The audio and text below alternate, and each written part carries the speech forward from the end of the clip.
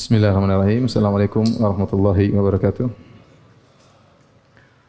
Alhamdulillahi ala ihsani wa syukru lahu ala taufiqihi wa amtinani. Asyhadu an la ilaha illallah wahdahu la syarika lahu ta'ziman li sya'nih. Wa asyhadu anna Muhammadan abduhu wa rasuluhu da'ila ridwanih. Allahumma salli alaihi wa ala alihi wa ashabihi wa ikhwanih. Hadirin dan hadirat yang dirahmati Allah Subhanahu wa taala, kita lanjutkan bahasan kita dari Syarah Al-Aqidah Al-Wasithiyah. Kita sampai pada perkataan Syekhul Islam Ibnu Taimiyah rahimahullahu taala, wa qauluhu wa yabqa wajhu rabbika dzul jalali wal ikram. Dan yang tersisa wajah Rabbmu pemilik al-jalal keagungan, wal ikram pemuliaan.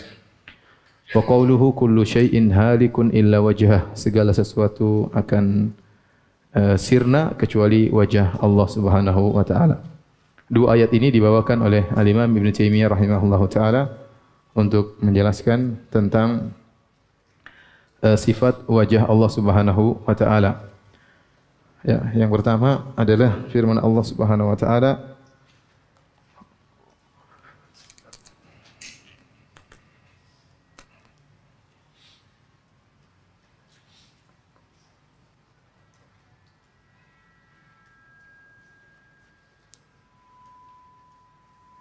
sifat wajah ya.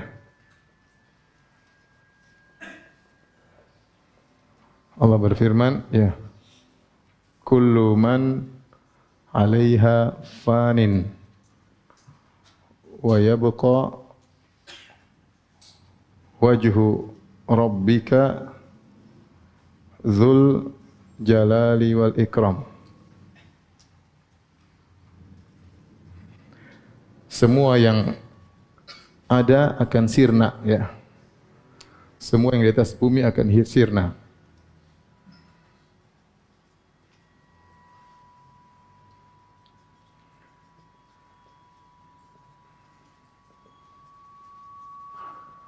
Akan sirna wa yabqa, dan yang tersisa yang tetap wajah Rabbmu, wajah Rabbmu pemilik keagungan. Zu artinya pemilik, Al-Jalal artinya Al-Azamah keagungan, Al-Ikram artinya pemuliaan.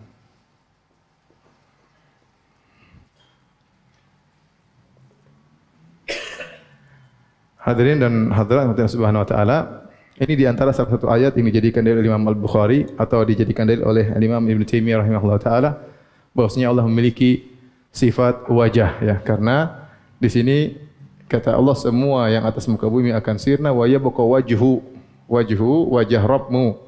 Kemudian wajah ini disifati dengan zu, dan pemilik keagungan dan pemuliaan adalah sifat bagi wajah, makanya dia ma'rifah. Apa marfu? Marfu itu maksudnya dhamma ya. Ya, kalau seandainya Dzul Jalali wal Ikram adalah sifat dari Rabbika, dari sifat Rabb, maka harusnya di Al-Jalil wal Ikram. Tetapi karena dia Dzu, maka dia kembali kepada wajah. Kita artikan semua yang di atas muka bumi akan sirna, dan tersisa wajah Rabbmu, yang wajah tersebut memiliki apa?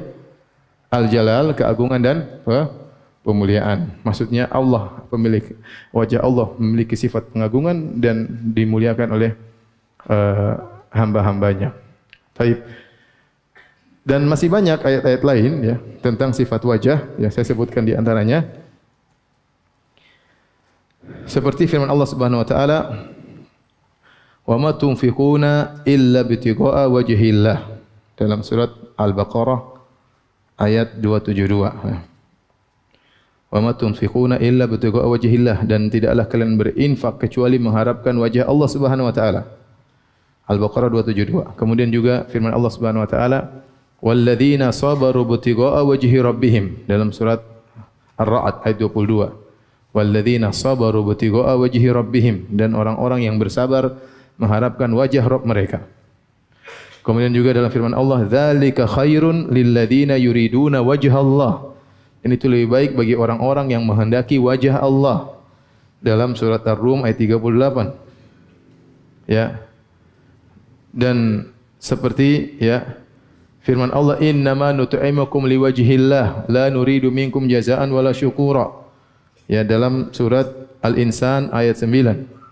Kemudian juga di antaranya dalam surat Wal-laili idza yaghsha illa ibtigha'a wajhi rabbihil a'la. Illa ibtigha'a wajhi rabbihil a'la dalam surat Al-Lail ayat 20. Ini semua ayat-ayat menyebut tentang wajah Allah, wajah Allah, wajah Allah. Zahirnya menunjukkan bahwasanya Allah memiliki sifat wajah, ya. Kemudian juga dalam hadis juga banyak, ya. Dalam hadis juga banyak. Seperti sabda Nabi sallallahu alaihi wasallam, di antara doa Nabi sallallahu alaihi wasallam, "As'aluka ladzatan nadhari ila wajhika." As'aluka ladzatan nadhari ila wajhik, ya. Aku mohon kepada Engkau ya Allah kelezatan memandang wajahmu. Kelezatan memandang apa? Wajahmu. Ya. Kemudian juga dalam hadis yang lain dalam Sahih Muslim, ya, Rasulullah SAW bersabda, "Hijabuhun nur." Dalam riwayat hijabuhun nar, "Lau kasyafahu la ahraqat subhatu wajhi man taha ilaihi basaru min khalqih." Ini hadis yang sabda Nabi SAW.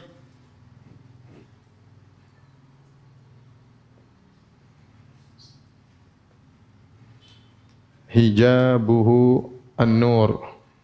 An-nur law kasyafahu la ahraqat subhatu wajhihi mantaha ilaihi basaruhu min khalqihi. Kalau saya artikan, hijabnya adalah cahaya.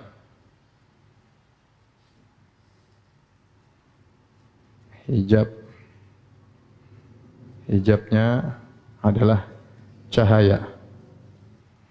Kalau Allah menyingkapnya, kalau Allah menyingkap hijab tersebut, la ahraqat subhatu wajhi. Subhat maknanya ada yang mengartikan adalah cahaya, ada yang mengartikan baha, yaitu keindahan, ya, yaitu sinar yang semacamnya. Maka subhat wajah Allah, yaitu cahaya wajah Allah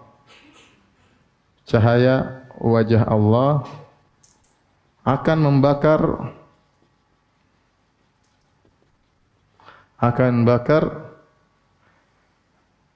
mantah ilai basara min khalqihi, akan membakar apa? Membakar seluruh makhluknya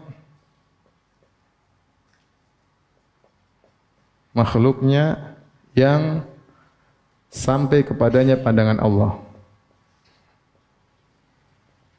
Pandangan Allah. Jadi saya terjemahkan hadis ini. Hijabuhun nur. Hijab Allah adalah cahaya. Lau kasyafahu, kalau Allah buka hijab tersebut, la ahraqat subhatu wajhi, maka cahaya wajah Allah akan membakar mantah ilai basaru min khalqi, seluruh makhluknya yang sampai kepada pandangan Allah Subhanahu wa taala. Dan kita tahu semua bisa dilihat oleh apa?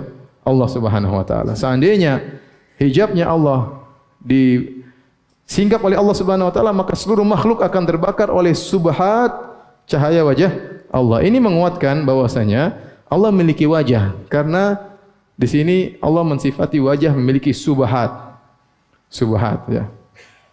Oleh karenanya dari dua dalil ini kita mengetahui sifat-sifat wajah Allah. Sifat-sifat wajah Allah di antaranya, ya, pertama, wajah Allah disifati dengan Dzul Jalali apa? Wal Ikram.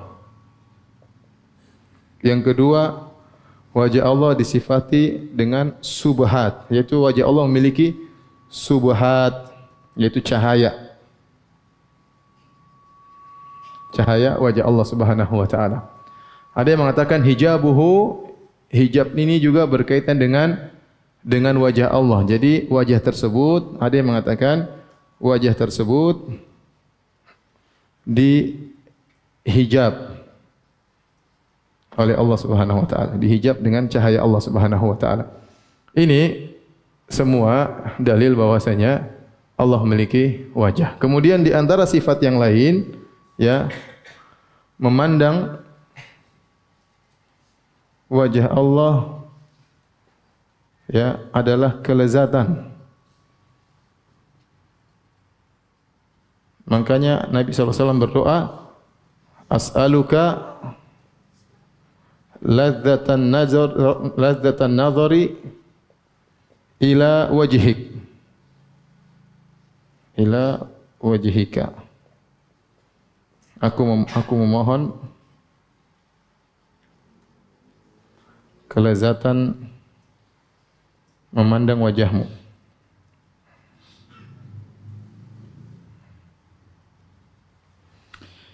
Ini sifat-sifat tentang wajah Allah Subhanahu wa taala yang datang dalam ayat maupun dalam hadis-hadis, ya. Sifat wajah. Taib. Bagaimana dengan pandangan, ya, kelompok-kelompok tentang wajah Allah Subhanahu wa taala? Ya. Sikap kelompok-kelompok terhadap wajah Allah.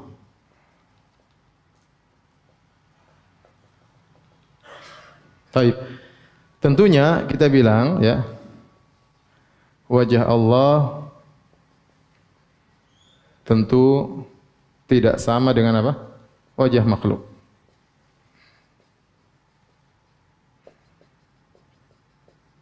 Karena Allah berfirman, "Laisa kamislihi syai'un wa huwa samiul basir." Tidak ada sesuatu pun yang serupa dengan Allah Subhanahu wa taala. Bagaimana terbayang dalam benak seorang bahwasanya wajah Allah seperti wajah makhluk sementara Nabi mensifati wajah Allah dengan demikian. Hijabuhun nur, ya, bahwasanya hijabnya adalah cahaya. Lau kasyafahu, kalau Allah menyingkap hijab tersebut, la ahraqat subhatu wajhi. Maka cahaya wajah Allah akan membakar seluruh yang dilihat oleh Allah Subhanahu wa taala. Dan kita tahu Allah melihat segalanya. Ini tidak mungkin kita mau samakan dengan wajah makhluk. Wajah Allah memiliki subhat. Ya. Bukan syubhat, ya. Subhat pakai sin, ya. Itu cahaya, ya. Cahaya. Ya, kalau wajah sebagian kita memiliki syubhat.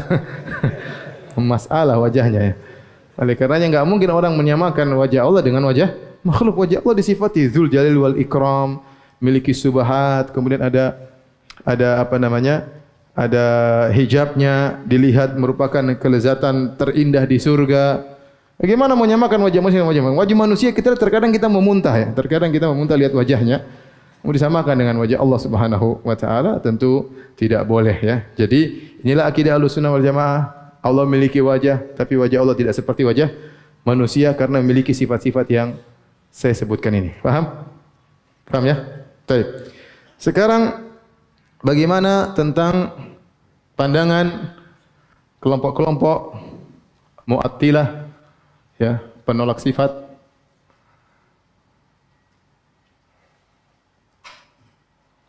Terhadap wajah Allah, ya. Maka ada beberapa. Pertama, tentu mumatsilah,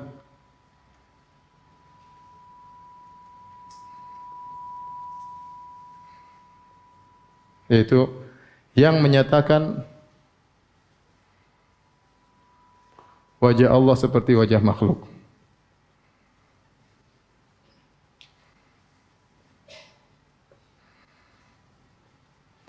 Ini kelompok ini dulu pernah ada, tapi sekarang sudah enggak ada. Yang mengatakan wajah Allah seperti wajah makhluk sekarang sudah, ini kelompok ini sekarang sudah tidak ada lagi, ya.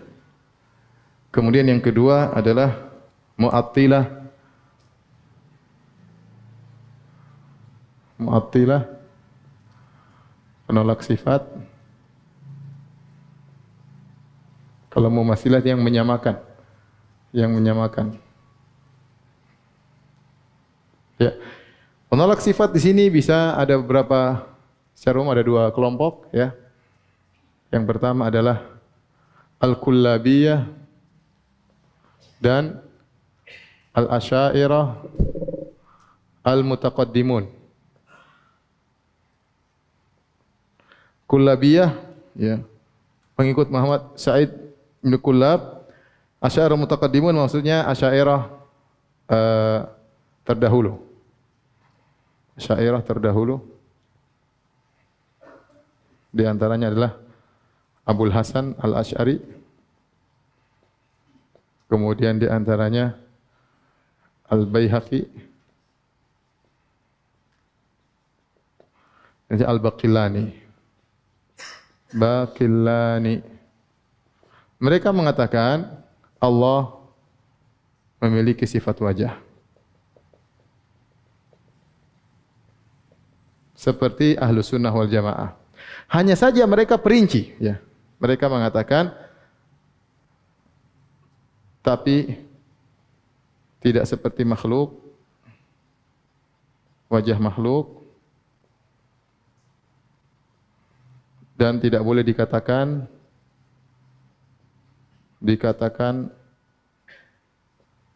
sebagai anggota tubuh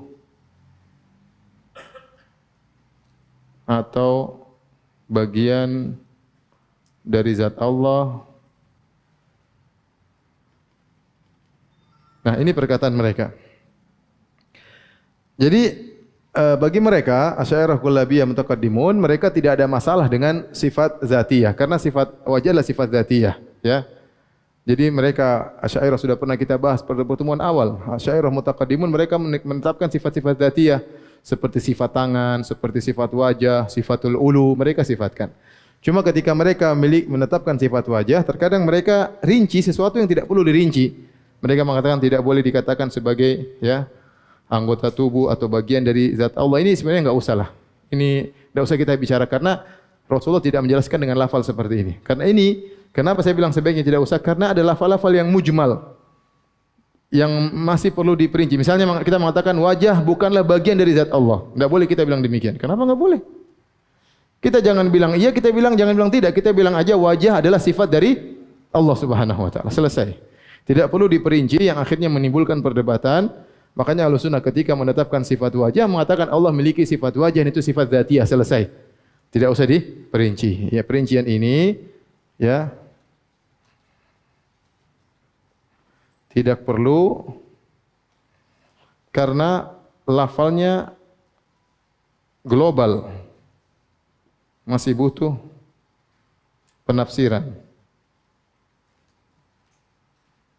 Cukup sampai di sini saja. Allah memiliki sifat wajah, tapi tidak seperti wajah makhluk. Selesai. Paham? Cukup sampai sini saja harusnya. Tidak usah ditambah-tambah. Cukup sampai sini. Taib, adapun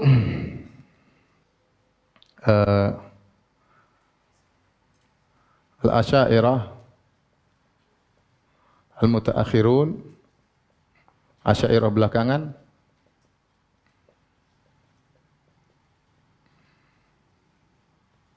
dan Maturidiyah, mereka mentakwil. Mereka manhajnya adalah mentakwil.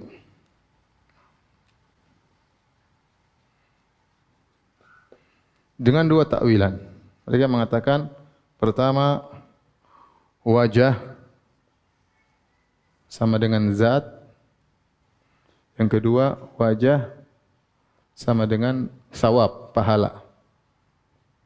Dalam kurung as-sawab.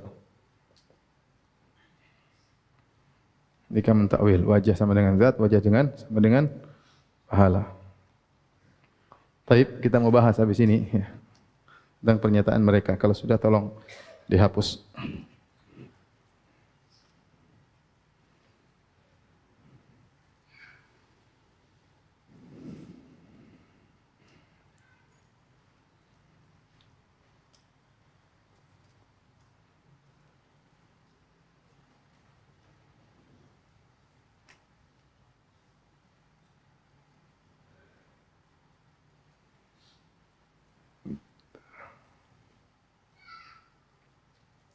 Untuk melihat di sini, ternyata Asy'ariyah mutaakhirin bertentangan dengan Asy'ariyah mutaqaddimun. Asy'ariyah yang belakangan menyelisih Asy'ariyah yang awal ya. Jadi murid-murid menyelisih apa? Guru-guru. Guru-guru mereka menetapkan sifat wajah bagi Allah. Dan di antara ulama yang dinukil oleh Ibnu Hajar dalam Fathul Bari, Ibnu Hajar menukil pendapat Ibnu Battal. Ibnu Battal ulama Malikiyah yang juga mensyarah Sahih Bukhari, beliau mengatakan ayat ini menunjukkan Allah memiliki apa? Wajah. Dia menetapkan sifat wajah bagi Allah Subhanahu wa taala.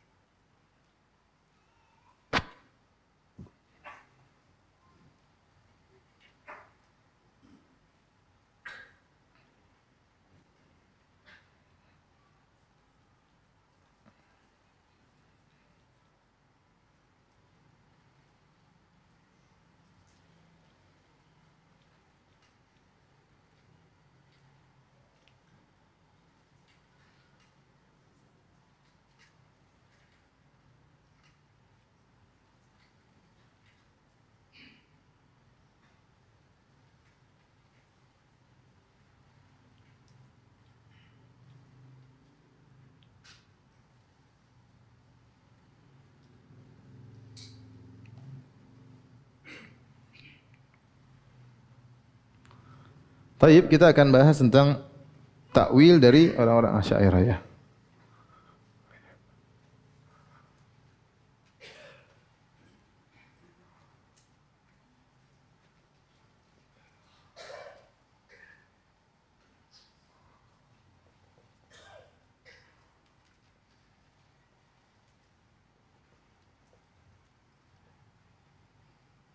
Mereka mentakwil berapa? Dua ya.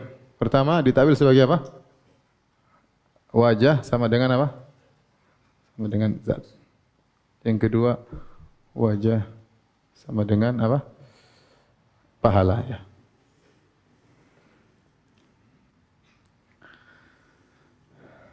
Bantahannya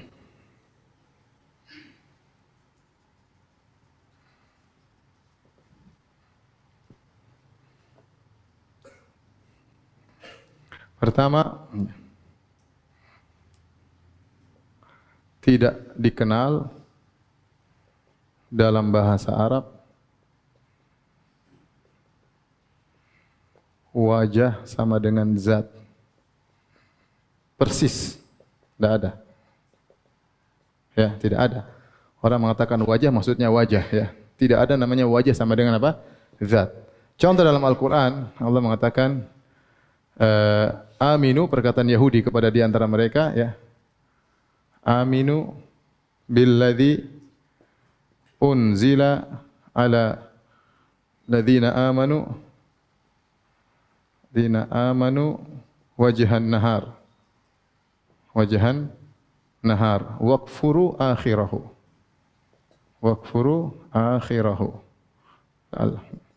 Jadi mereka berkata di antara mereka, orang Yahudi menghalalkan segala cara ya. Kata mereka, berimanlah kepada apa yang diturunkan oleh orang-orang beriman. Kamu orang Yahudi beriman aja. Wajhan nahar, di awal hari. Waqfuru akhirahu, dan kafirlah di akhir apa? Hari. Di sini wajhan nahar bukan maksudnya seluruh hari. Wajhan nahar bukan maksudnya seluruh wajah. Wajah hari bukan sama dengan seluruh hari.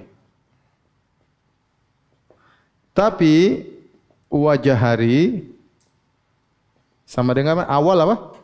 Awal hari. Makanya mereka mengatakan waqfuru akhirahu. Adapun di akhir hari kafirlah. Kembali lagi kafir ya. Pura-puralah beriman di awal hari dan kafirlah di akhir apa? Hari. Berarti wajhan nahar bukan kalau artinya zat, berarti dia seluruh apa? Hari. Paham? Seperti saya mengatakan telah datang wajah si fulan. Bukan berarti saya bilang seluruh zat, saya maksudnya saya khususkan penyebutan tentang wajahnya. Meskipun itu melazimkan dia datang seluruhnya, ya. Tapi kalimat wajah, kata wajah itu lebih spesifik yang menunjukkan sesuatu yang di depan, sesuatu yang di depan, mustaqbalu syai', ya, yang di depan. Dan ini diisyaratkan oleh Ibnu Hajar di dalam Fathul Bari, bahwasanya kalimat wajah ini menunjukkan sesuatu yang di depan. Di antara dalilnya ini, aminu billadzi unzila ala ladzina amanu wajhan nahar. Kalau diartikan wajhan nahar adalah zat, berarti Wajah nar artinya seluruh apa? Seluruh hari. Tapi ternyata artinya apa? Awal hari. Buktinya setelah itu akhirahu. Kafirlah di akhir hari. Paham sampai sini? Paham tidak? Demikian juga dalam bahasa Arab dikatakan jaa wajhul qaum. Jaa wajhul qaum atau wujuhul qaum, telah datang wajah kaum.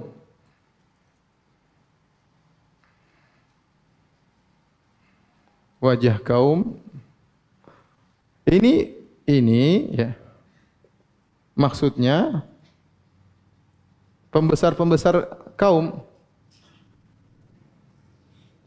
tersebut. Bukan seluruh kaum. Karena kalau maksudnya wajah adalah zat, berarti maksudnya seluruh kaum. Ternyata orang Arab ketika mengatakan ya, jaa wajhul qaum, maksudnya datang pemukanya. Pemuka dari kaum tersebut. Ini menunjukkan wajah tidak pernah diartikan dengan zat dalam bahasa Arab. Paham? Paham tidak? Ya. Dikatakan wajhul thawb, dikatakan wajhul ra'yi. Ini pendapat yang baik misalnya ya. Oleh karenanya bantahan pertama, tidak dikenal dalam bahasa Arab wajah ya sama dengan zat, persis itu enggak ada. Bantahan kedua,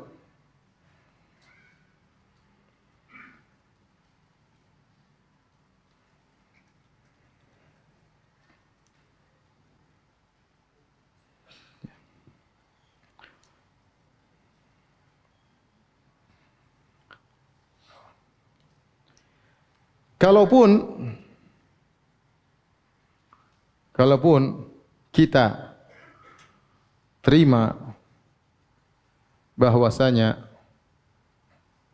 wajah bisa mengungkapkan dari zat,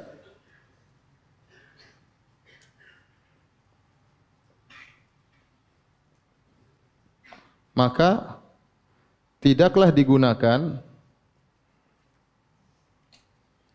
metode ini kecuali kepada yang benar-benar memiliki wajah.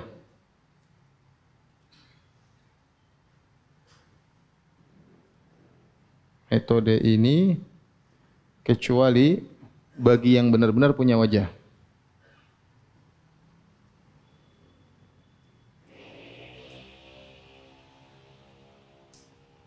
Sama dengan tangan.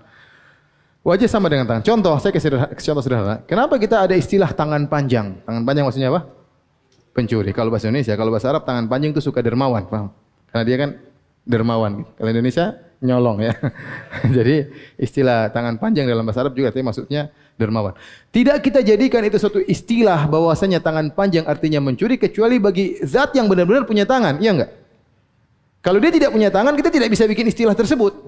Paham tidak? Ya. Saya bilang ringan tangan, saya katakan kepada orang ringan tangan, ya. Suka apa? Suka bantu, ya. Kenapa? Karena memang dia punya tangan, tapi istilah ringan tangan itu tidak muncul kecuali bagi yang benar-benar punya tangan. Seandainya dia tidak punya tangan, tidak bisa muncul istilah tersebut. Paham tidak? Ini bantahan yang paling baik menurut saya. Jadi ini disyaratkan oleh Ibnu Taimiyah rahimahullah taala, bahwasanya tidaklah digunakan istilah tersebut atau majas tersebut kecuali bagi zat yang benar-benar punya tangan. Sama dengan wajah. Aku melihat wajahnya datang. Misalnya batang hidung, kita istilah batang hidung. Saya lihat batang hidungnya. Ya, belum datang batang hidungnya. Bukan batang hidung datang sendiri ya. Tapi batang hidungnya mewakili tubuhnya seluruhnya. Tapi tidak kita gunakan istilah tersebut kecuali bagi orang-orang yang benar-benar punya apa? Batang hidung. Paham sampai sini? Ini menunjukkan, taruhlah kita terima. Pertama, wajah sama dengan zat tidak ada dalam bahasa Arab. Yang kedua, kalaupun kita mengalah kita terima ini, maka kita katakan penggunaan wajah untuk mewakili zat itu ya tidak bisa digunakan kecuali karena zat tersebut benar-benar punya apa? Wajah. Paham tidak?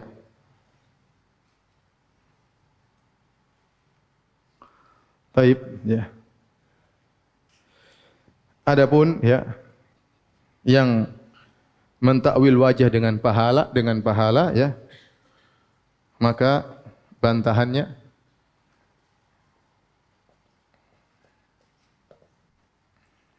yang pertama ya,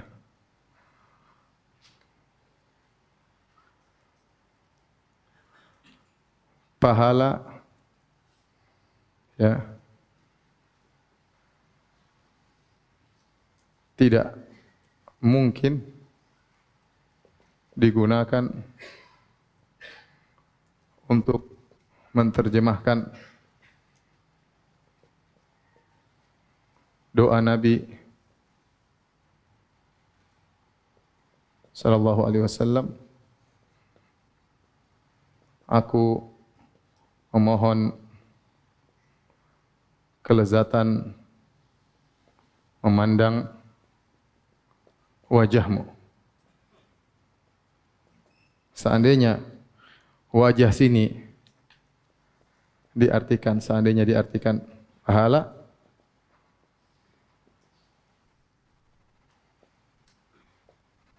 pahala, maka tidak nyambung. Sampai Nabi berdoa secara khusus, ya Allah, aku minta kelezatan memandang pahalamu. Enggak nyambung. Paham? Enggak nyambung. Kalau diartikan pahala tidak apa? Tidak nyambung. Paham sini? Yang kedua,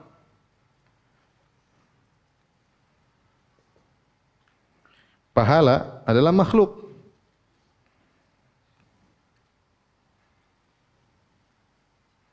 Pahala adalah makhluk. Sementara dalam doa-doa Nabi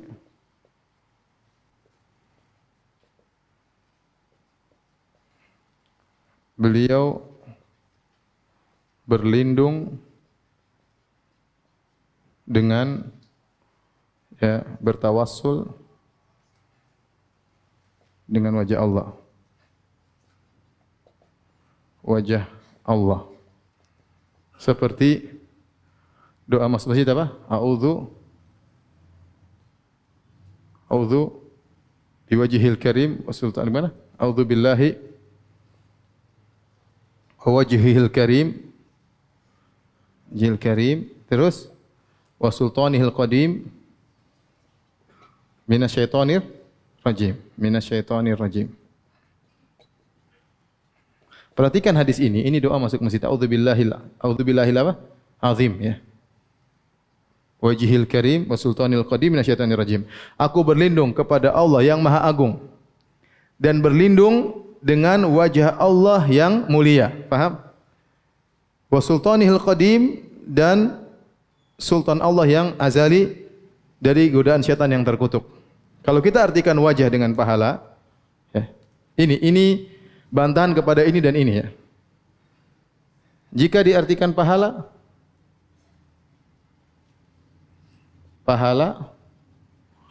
berarti syirik. Karena Nabi berlindung kepada makhluk, paham? Pahala kan makhluk kan? Karena berarti Nabi berlindung kepada makhluk.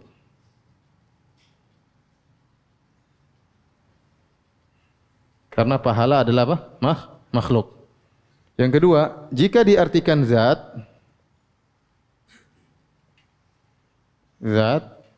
maka terjadi pengulangan.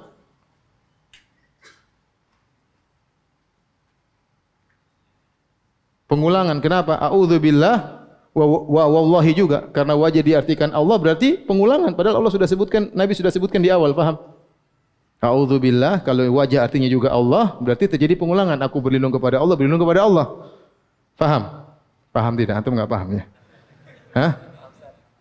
Paham ya? Saya ulangi. Ini doa masuk masjid yang sering kita baca. A'udzubillahil azim wajhil karim wa sultanil qadim minasyaitonir rajim. Ya. Aku berlindung kepada Allah dan berlindung kepada wajah Allah. Kalau wajah diartikan zat, berarti diartikan Allah. Berarti aku berlindung kepada Allah, berlindung kepada Allah, dan pengulangan. Buat apa Nabi ngulang? Paham? Maka wajah di sini tidak bisa diartikan dengan zat dan juga tidak bisa diartikan dengan pahala. Karena barang siapa berlindung kepada makhluk, syirik, ya. Paham? A'udzubillahil azim, aku berlindung kepada Allah yang Maha Agung dan berlindung kepada pahala yang mulia. Enggak nyambung. Paham? Adapun kalau wajah sifat, maka boleh seorang berlindung kepada sifat Allah, bertawasul dengan sifat Allah, boleh bertawasul dengan sultan Allah. Ini semua sifat-sifat Allah. Paham? Paham tidak? Benar? Memang repot kalau sudah mentakwil ya. Mau terjemahkan repot ya. Coba mau terjemahkan hadis, "Lau kasyafahu la ahraqat subuhatu wajhi man taha ilahi basara min khalqih." Gimana mau diterjemahkan? Seandainya dibuka hijabnya, maka cahaya zatnya repot. Ya, atau cahaya pahalanya enggak nyambung. Gimana pahala bercahaya? Susah. Ya.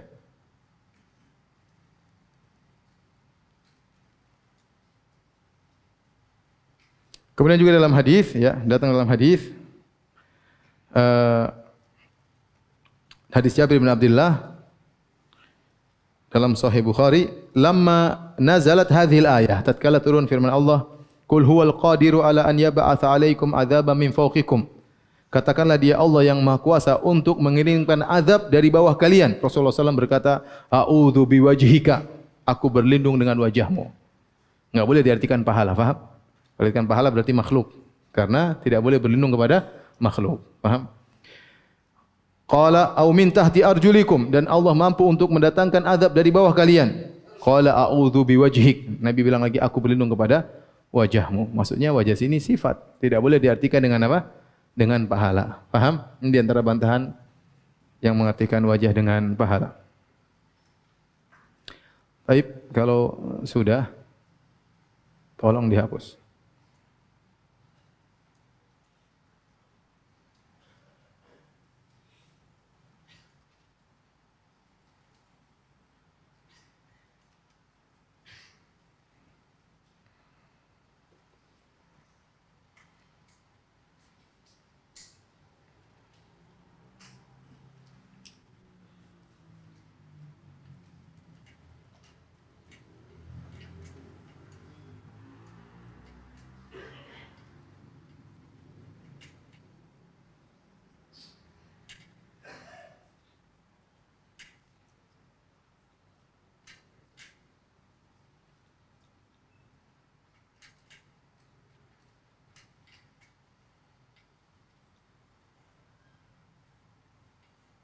Akidah Ahlussunnah sangat mudah. Allah memiliki wajah, wajah Allah tidak sama dengan wajah makhluk. Selesai. Apa susahnya? Mau takwil ini, mau takwil itulah, apa susahnya? Taib. Ada masalah yang sering dijadikan dalil oleh mereka adalah perkataan Imam Al-Bukhari rahimahullahu taala, ya. Dalam sahihnya, ya. Dalam sahihnya. Sebelumnya kita bahas dalil yang kedua, ya. Kullu syai'in halikun illa wajhahu, ya.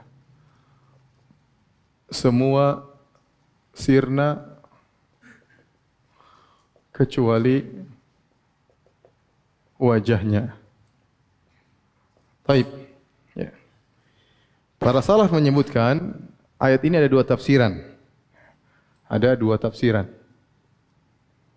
Dan ini disebutkan oleh Ibnu Jarir At-Tabari, disebutkan juga Imam Bukhari dalam sahihnya. Yang pertama, ya, yaitu, ya, semua sirna kecuali wajah Allah. Ya. Yang kedua, semua amalan sirna kecuali yang ikhlas. Ikhlas yaitu ma urida bihi wajhullah.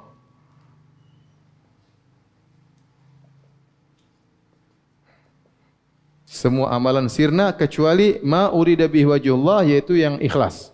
Ini tafsiran kedua. Maksud wajah di sini adalah yang mencari wajah Allah, yaitu yang apa? Yang ikhlas. Adapun semua amalan yang tidak ikhlas, maka akan sirna, tidak ada manfaatnya. Ini tafsiran kedua. Nah, tafsiran pertama, semua sirna kecuali wajah Allah, ya, ini menunjukkan, ya, secara tafsir, secara mutabaqah, secara tadammun, ya,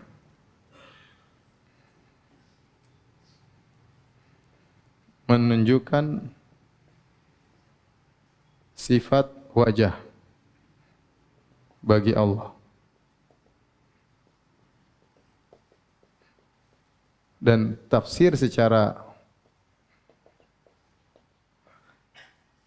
iltizam, kelazimannya atau konsekuensi bahwasanya demikian pula zat Allah. Karena jika wajah Allah tidak sirna, maka kelazimannya zatnya juga tidak sirna.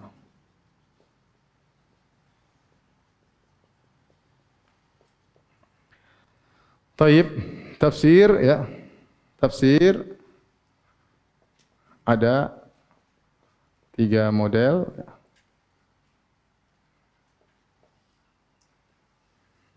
Ada namanya tafsir bil mutabaqah. Ada namanya tafsir bit tadammun. Ada namanya tafsir bil iltizam. Bil mutabaqah itu peleksama, artinya peleksama mencakup seluruhnya.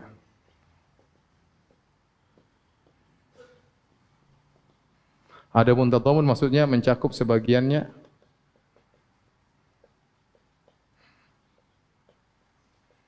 Adapun iltizam kelazimannya. Contoh lafal rumah. Rumah. Lafal rumah ya. Rumah ini secara mutabaqah menunjukkan ada bangunan yang ada ya ruangnya ya, kamarnya, kamarnya namanya rumah. Kalau saya artikan rumah bitadammun, saya mengatakan rumah sama dengan kamar. Ketika saya menafsirkan rumah dengan kamar, berarti saya menafsirkan dengan kandungan rumah tersebut. Karena dalam rumah pasti ada apa? Kamar, paham? Itu namanya tafsir dengan kandungan. Tapi kalau saya tafsirkan bil iltizam, rumah sama dengan kontraktornya. Kontraktor ini bukan bagian dari rumah, tapi melazimkan rumah ini ada yang bikin, paham? Itu namanya tafsir dengan apa? Kelaziman. Tafsir dengan apa? Kelaziman. Paham tidak? Ya, saya ulangi, mutabaqah ya sesuai namanya rumah ya rumah yang kita tahu, rumah ada kamarnya, ada dapurnya, itu namanya tafsir rumah ya sama dengan rumah. Tapi kalau saya bilang rumah sama dengan kamar, maksud saya menafsirkan rumah dengan kandungan dari rumah tersebut. Saya bilang rumah sama dengan kamar atau rumah sama dengan ruang tamu, berarti saya menafsirkan rumah dengan sebagian dari bagiannya, tidak seluruhnya. Kalian dengan seluruhnya. Kalau saya menafsirkan rumah bukan dari bagian rumah, tapi kelaziman di rumah tersebut, saya bilang rumah menunjukkan ada apa? Kontraktornya, berarti kontraktor bukan rumah, tapi kelaziman dari adanya rumah pasti ada yang bangun. Itu namanya tafsir dengan apa? Kelaziman. Paham tidak? Sama kalau saya bilang seperti sifat Allah, ya, Al-Khaliq. Al-Khaliq, ya. Maha Pencipta.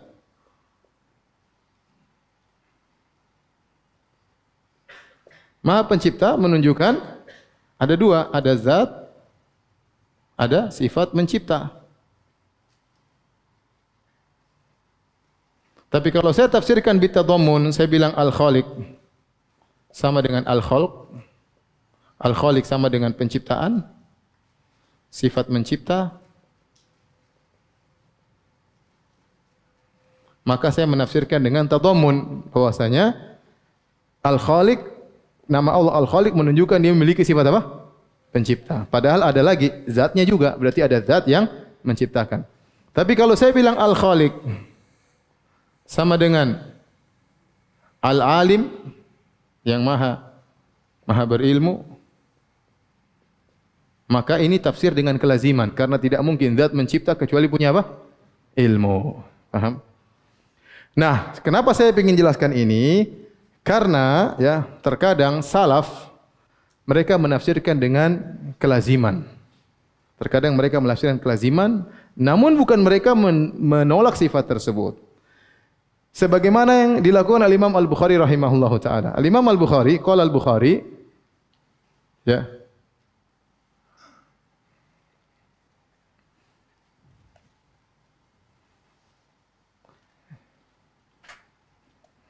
Jadi ini saya ingatkan ya. Salaf ya. Kadang menafsirkan dengan kelaziman, namun bukan berarti menolak sifat.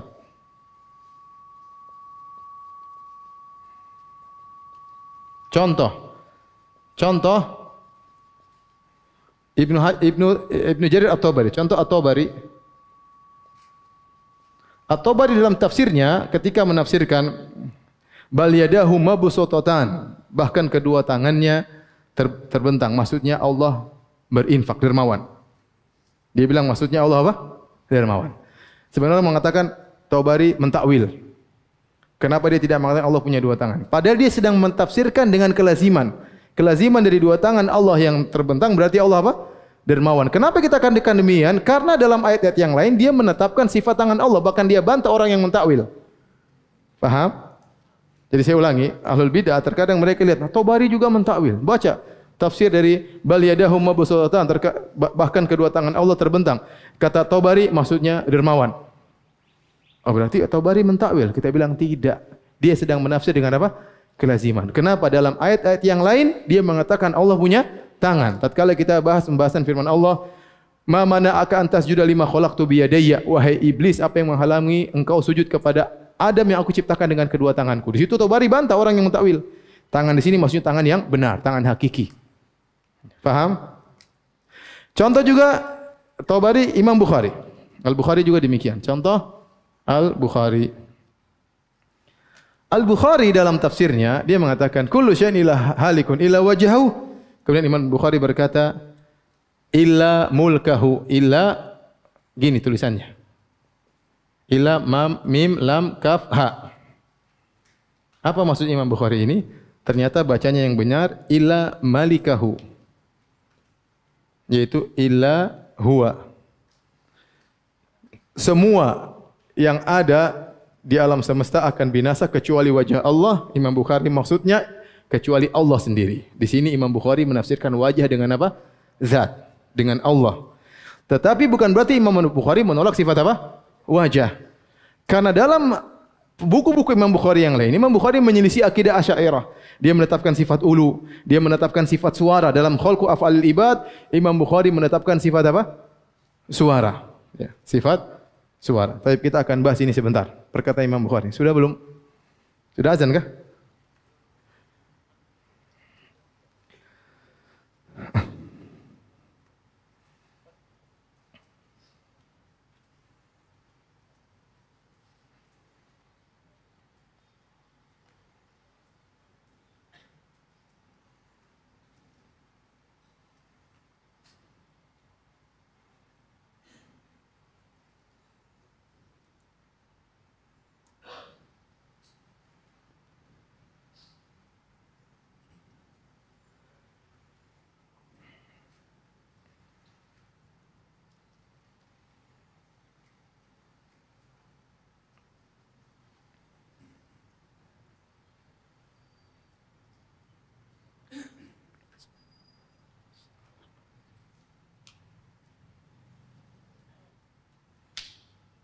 Kalau sudah tolong dihapus.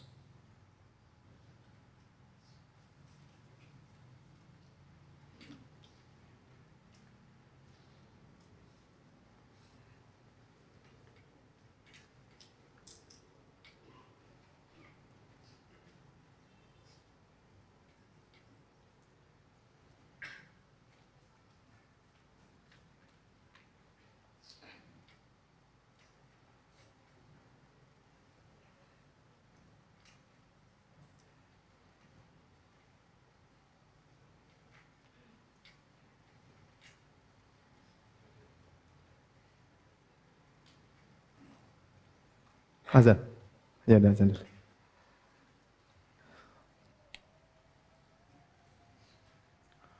Baik, kita akan bahas tentang perkataan Imam Bukhari dalam sahihnya. Jadi Imam Bukhari mengatakan ya illa qala al-Bukhari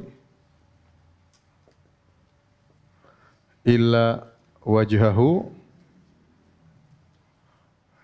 illa mim lam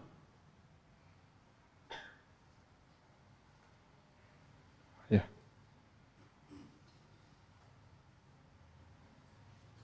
mim lam kaf ya. Ini perkataan Imam Bukhari. Kecuali mim lam kaf ha. Sebagian orang membaca illa mulkahu. Ada yang baca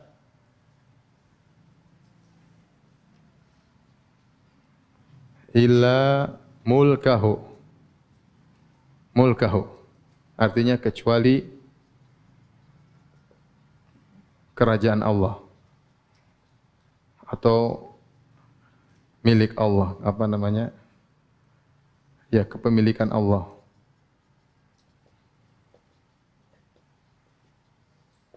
Ya. Namun ini bacaan yang salah. Ini bacaan yang salah.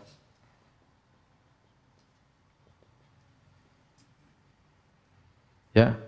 Terlebih lagi maknanya jadi salah. Al-Bidah mengatakan Imam Bukhari mentakwil ila wajahahu ila mulkahu kata mereka. Kata mereka dalam ceramah di YouTube juga ada. Imam Bukhari mentakwil semua binasa kecuali wajah Allah, semua sirna kecuali wajah Allah, yaitu kecuali kerajaannya. Kita bilang salah bacanya, bukan mulkahu. Kalau diartikan juga kecuali kerajaannya berarti enggak ada yang hancur. Semua ini kerajaan Allah bukan?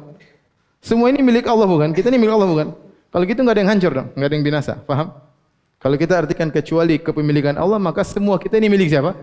Allah. Kalau gitu enggak ada yang sirna. Yang benar bacanya illa mulkahu. Yang benar bacanya malikahu. Bacanya illa malikahu, yaitu pemiliknya, pemilik wajah. Maksudnya yaitu kecuali Allah. Kenapa saya katakan ini yang benar? Ibnu Hajar menukilkan dalam Fathul Bari bahwasanya dalam riwayat Nasafi, An-Nasafi adalah salah seorang perawi Sahih Bukhari. Jadi Imam Bukhari nulis Sahih Bukhari, yang meriwayatkan Imam Bukhari banyak. Ada Abu Dzar Al-Harawi, ada Al-Mustamli, ada juga An-Nasafi ya. Dalam riwayat Nasafi, Imam Bukhari berkata dalam riwayat Nasafi, dalam riwayat An-Nasafi begini. Kullu syai'in halikun kullu syai'in halikun illa wajhahu. Kemudian Imam Bukhari berkata qala wa qala Ma'mar illa begini. Ini kata Imam Bukhari. Ada tambahan dan berkata Ma'mar.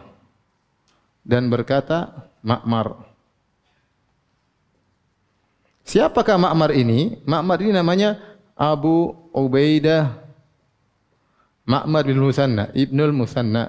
Ma'mar Ibnul Musanna.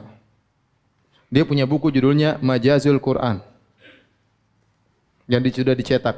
Ketika kita kembali kepada ini dalam kitab Majazul Quran, ternyata Ma'mar berkata illa huwa. Paham?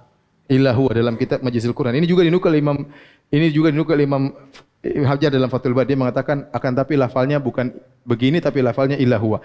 Kalau begitu, illa ini harusnya sama dengan ini, Berarti mulkahu ini bacanya malikahu.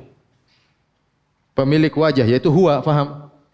Tapi kalau kita baca mulkahu berarti salah baca, karena dalam kitab Ma'mar bin Musanna illa huwa, faham? Yang mereka ini salah semua ya.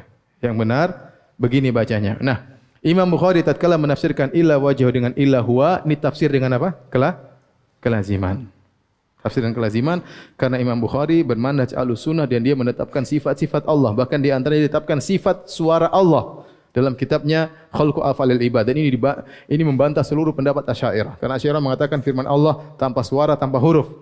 Imam Bukhari mengatakan tidak. Allah berbicara dengan suara yang berbeda dengan suara malaikat dan berbeda dengan suara makhluk. Imam Bukhari tetapkan Allah berbicara dengan apa?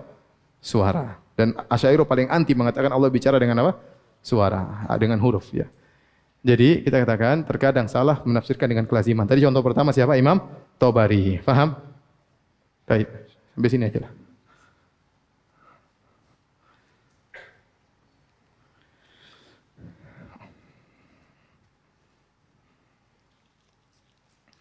Baik, kita baca pertanyaan.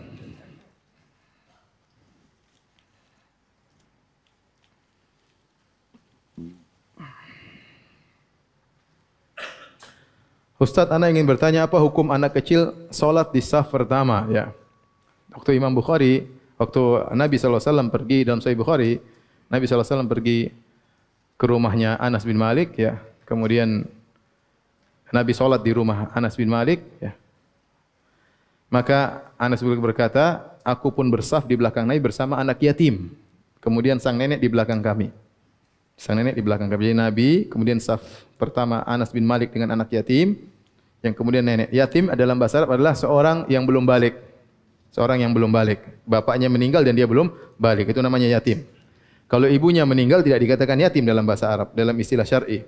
Kalau dia sudah balik juga tidak dikatakan apa? Yatim. Yatim syaratnya bapaknya meninggal dan dia belum apa? Balik. Berarti anak ini disafkan pertama bersama Anas bin Malik. Dari sini para ulama mengambil dalil bahwasanya anak kecil boleh di saf pertama. Dengan syarat anak tersebut sudah bisa dibilangin, bisa diomongin, ya. Mumayyiz, dia bisa diomongin, dikasih tahu. Kemudian jangan langsung di belakang imam. Karena di belakang imam harus orang spesial. Imam lupa, imam batal, anak-anak enggak ngerti hukumnya. Tapi kalau anak kecil tersebut di saf pertama di bagian ujung kanan, ujung kiri, enggak ada masalah. Dan tidak boleh om datang, nak ente di belakang, om gantian. Enggak boleh. Dia mengambil hak anak tersebut. Bisa jadi anak tersebut nanti jengkel, ini om kurang ajar, udah datang terlambat, ngambil apa? Saf saya ya. Jadi boleh anak kecil di saf pertama di samping bapaknya, yang penting anak tersebut bisa dikasih tahu. Kalau tidak bisa dikasih tahu, sebaiknya tidak usah dibawa ke masjid kecuali darurat ya. Karena nanti dia akan gerak-gerak ganggu yang lain. Tapi kalau bisa kasih tahu, dia bisa tenang, maka tidak apa-apa meskipun di saf pertama. Adapun sabda Nabi, liyalini minkum ulun nuha ya wal ahlam, hendaknya yang ada di belakang saya orang-orang dewasa. Itu adalah anjuran dari Nabi agar seorang segera di saf pertama ya. Tapi bukan berarti melarang anak kecil di saf pertama ya. Tapi syaratnya tadi jangan di belakang imam persis, tapi sebelah kanan atau sebelah kiri. Di antara kemudaratan kalau kita melarang anak kecil di saf orang dewasa, kita bilang anak kecil di belakang. Akhirnya bikin saf di belakang, bikin gerombolan ya. Anak kecil semua bikin apa? Gerombolan. Akhirnya bikin kacau, ribut ya. Maka sebaiknya ayahnya taruh di samping kanannya.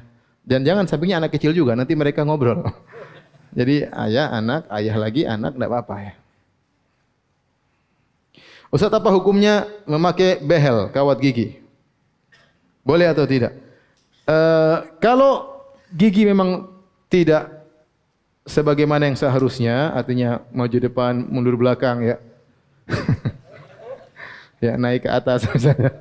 Maka itu tidak mengapa dalam rangka memperbaiki. Yang tidak boleh dalam rangka mempercantik itu enggak boleh. Kalau sudah bagus kemudian dipercantik tidak boleh. Tapi kalau memang tidak normal, monyong, kalau orang lihat mengganggu, tidak rata, suami lihat, aduh, setiap suami lihat enggak menarik, tutup misalnya. Nah, itu enggak apa-apa kalau itu pakai behel ya. Berarti untuk mengembalikan kenormalan gigi tersebut ya. Tapi kalau dalam rangka mempercantik ya sudah bagus, kemudian dirapi-rapikan lagi ya, cuma sedikit saja kemudian bingung pakai behel, ya itu tidak boleh ya. Itu namanya merubah ciptaan Allah Subhanahu wa taala.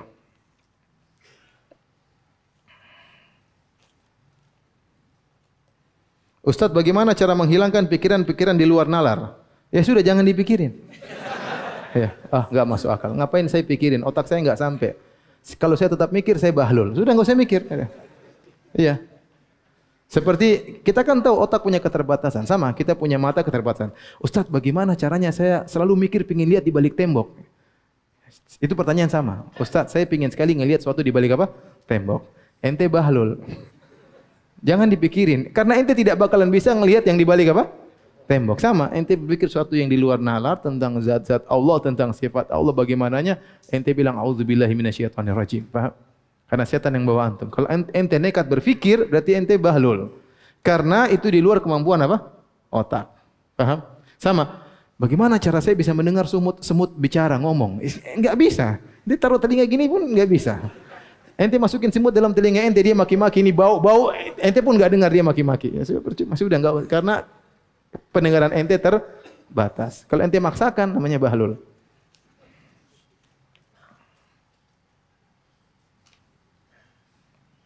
Ustaz, bagaimana hukum orang tua yang membiarkan anaknya baru kelas 6 SD naik motor sendiri tanpa pakai helm? Wah ini. Ini curhat ya. Sudah pernah diingatkan pada orang tersebut agar anaknya di bawah umur tidak naik motor, tapi orang tuanya menjawab tidak apa-apa. Ya. Ya, kita kan sayang sama anak. Kita tidak boleh membiarkan anak kita melakukan hal-hal yang bahaya ya. Apalagi naik motor tanpa helm, kemudian jalan di jalan. Ya, kalau mungkin cuma antar tetangga ke tetangga, ya mungkinlah ya. Tapi intinya kita tidak boleh mengajari anak kita melanggar peraturan. Tidak boleh mengajari anak kita melanggar apa? Peraturan. Ya. Kalau ada orang mencela kita, kita yang salah.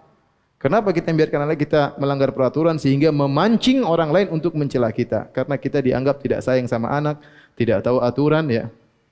Ya, maka sebaiknya tidak usah karena bahaya anak SD kemudian naik motor itu bahaya ya. Tahu-tahu dia ke kanan ke kiri kemana-mana. Ustadz, apakah tafsir juz 30 dan juz 29 ada rencana akan dicetak lagi? Juz 29, qadarullah sudah habis jualan online ya. Tinggal tersisa di rumah saya yang untuk bagi gratis. Tapi saya tidak mau bagi antum gratis ya. Karena saya mau bagi untuk orang-orang khusus ya. Yang saya kenal ya. Sisanya sudah habis. Belum ada rencana untuk mencetak kembali. Tapi kalau juz 30 ada rencana untuk mencetak apa? Kembali. Karena di rumah saya satu buku pun tidak ada juz 30 ya. Jadi saya mau cetak lagi insyaallah, mudah-mudahan dimudahkan oleh Allah Subhanahu wa taala. Ustaz, ada yang menerjemahkan wajah sebagai keridhaan seperti illa btigha'a wajhi rabbil a'la, kecuali dalam rangka mencari keridhaan Allah Subhanahu wa taala. Ini mungkin tafsir dengan kelaziman. Tafsir dengan apa? Kelaziman. Tetapi sebaiknya kita terjemahkan letterlek saja dalam rangka mencari wajah Allah. Selesai. Dan istilah mencari wajah Allah itu maksudnya untuk mencari keridhaan apa? Allah Subhanahu wa taala ya. Maka tatkala seorang menafsirkan dengan kelaziman, apakah dia sedang mentakwil atau sedang mentafsirkan lazim, kita harus mempelajari orang tersebut. Kalau orang tersebut ternyata di atas manhaj Ahlussunnah selalu menetapkan sifat-sifat Allah, berarti dia sedang menafsirkan dengan apa? Kelaziman. Kalau ternyata orang ini tidak menetapkan sifat-sifat Allah, berarti dia sedang mentakwil. Kembali kepada kita mengenali biografi orang tersebut. Paham? Kenapa saya mengatakan Imam Bukhari tidak mentakwil? Karena kita tahu dia menetapkan sifat-sifat Allah Subhanahu wa taala. Kenapa saya mengatakan Tabari tidak mentakwil? Tatkala dia mengatakan bal yadahu mabsutatani, bahkan kedua tangan Allah terbentang, maksudnya dermawan. Karena dalam ayat yang lain dia menetapkan sifat tangan Allah dan membantah orang yang mentakwil tangan Allah Subhanahu wa taala. Faham?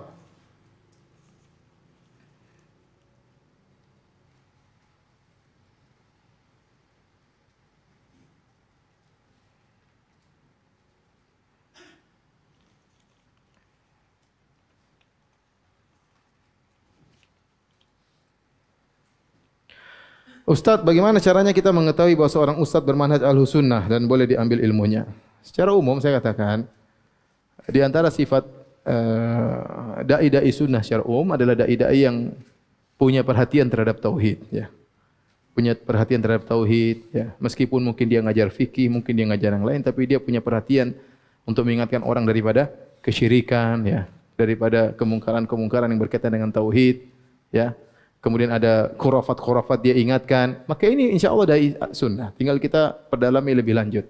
Tapi kalau ada dai ceramahnya 1000 ceramah, tapi tidak pernah mengingatkan penyimpangan kaum sufia, ya, tidak pernah bicara tentang kesyirikan yang ada, ya, dia bicaranya hanya akhlak. Kemana-mana dia puji orang, yang menyimpang pun dia puji. Ya. Terus kapan nahi mungkarnya? Kapan nahi mungkarnya? Saya katakan ikhwan, antum lihat tidak ada dai-dai seperti dai-dai di atas manhaj salaf yang begitu perhatian terhadap apa? Masalah tauhid. Ya. Sebagian dai-dai yang lain tidak begitu perhatian, ya. Tidak perhatian masalah apa? Tauhid. Bahkan mereka menghindar membahas masalah tersebut. Orang mau bikin macam-macam, mau bikin bid'ah, mau bikin apa terserah, yang penting kita bersahabat. Kaidah mereka demikian dan itu repot, ya. Kita dituntut oleh Allah Subhanahu wa taala berdakwah yang hak, tentu dengan hikmah. Ya, bukan sekedar yang penting kita berkawan, persatuan, sementara yang satu bikin ini, yang satu bikin musik, dia tidak pernah singgung. Saya sedih melihat ada seorang yang dikenal dia bertauhid, bahkan dia kencing masalah tauhid. Begitu dia sudah melebur dengan sebagian dai-dai yang lain, yang satunya mau bicara ini, mau bicara anu, tidak ada bantahan sama sekali. Tidak ada. Padahal dia tahu itu tidak boleh. Kenapa? Demi menjaga apa? Persatuan. Itu tidak benar. Kita ingin menasihati sama teman. Kalau teman kita bersalah, kita nasihati. Bukan kita biarkan. Demi untuk menjaga persatuan. Kalau teman kita melakukan kesalahan, enggak enak, pakai nanti dia benci sama saya, nanti menjauhi saya. Berarti Anda tidak sayang sama teman Anda. Ya. Oleh karenanya, dai sunnah secara umum, mereka kita lihat sifatnya yaitu menjelaskan tentang tauhid, kemudian mengingkari kemungkaran-kemungkaran yang berkaitan dengan akidah. Insyaallah itu berarti orang itu punya ghirah tentang apa? Tauhid. Insyaallah itu dai di atas manhaj salaf. Tinggal kita pelajari lebih lanjut tentang dai tersebut.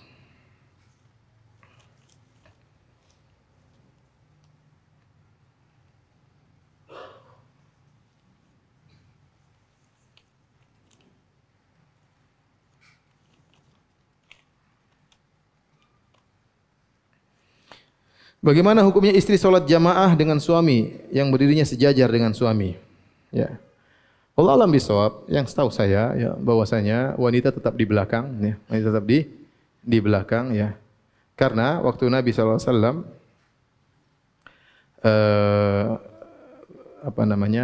mengimami Anas bin Malik, tetap wanita di belakang. Padahal kita tahu ya tadi kan Nabi Anas bin Malik anak yatim sama seorang apa?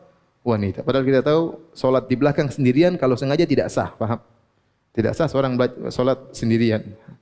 Kalau tidak sah harusnya wanita tersebut maju bersama Anas bin Malik. Paham? Karena kalau dia sendirian tidak sah, tetapi tetap dia solat sendirian karena memang wanita tempatnya di belakang. Padahal Anas bin Malik ini neneknya. Mahram enggak dengan Anas? Mahram, tapi dia tetap di belakang. Padahal kita tahu Nabi melarang orang solat sendirian, bahkan pendapat yang benar tidak sah solatnya. Kalau dia tidak ada halangan, tidak ada uzur, maka tidak sah solatnya. Namun tetap dia di belakang meskipun sendirian, karena memang wanita tempatnya di belakang. Dan demikian kebanyakan ya pendapat ulama-ulama mazhab bahwasanya wanita safnya di belakang. Demikian juga seorang suami dengan istrinya, maka istri di belakang. Meskipun ada yang berpendapat bahwasanya wanita kalau sendirian maka dia di samping apa? Suaminya. Tapi itu dibangun di atas kias. Di atas apa? Kias. Seorang laki dengan laki, ya, kemudian wanita di samping suami. Ada sisi pendalilan, tapi kita punya pendalilan yang lain bahwasanya wanita tempatnya di belakang. Wallahu a'lam bishawab. Saya lebih memilih pendapat kalau seorang suami dengan istri, maka istri tetap di belakang. Kalau istrinya dua, jelas dua-dua di belakang ya.